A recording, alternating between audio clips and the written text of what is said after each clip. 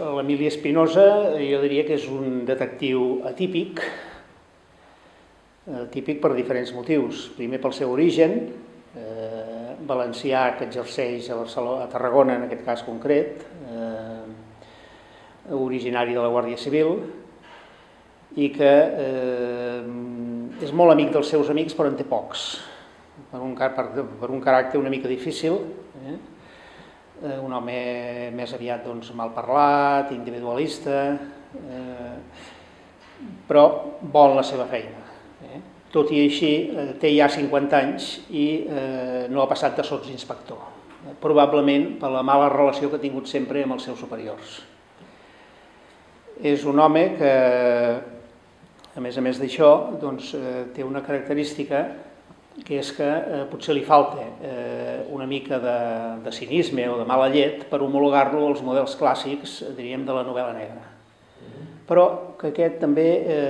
és un tret que, segons alguns lectors, el fa caure bé, el fa un personatge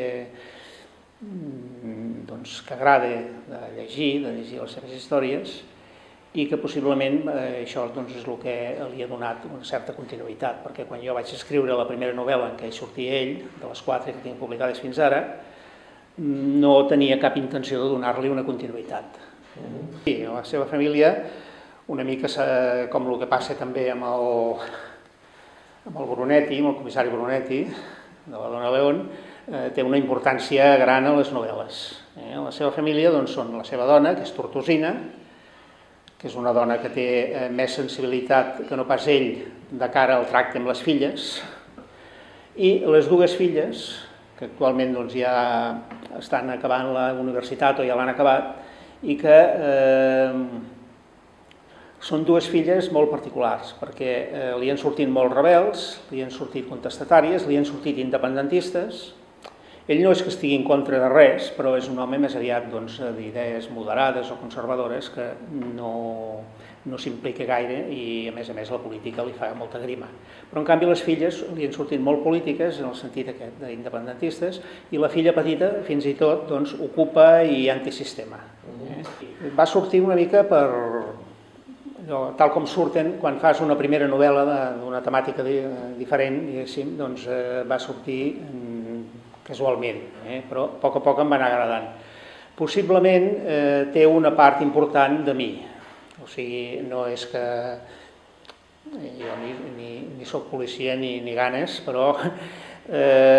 qüestions de caràcter,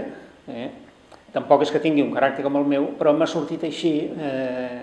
poc negre, per dir-ho d'una manera molt esquemàtica, perquè jo també soc poc negre. Jo soc més aviat, tinc un caràcter més aviat pacífic i apassible, només m'acostumo a posar neguitós quan he de parlar en públic, però fora d'això soc una persona supertranquil·la,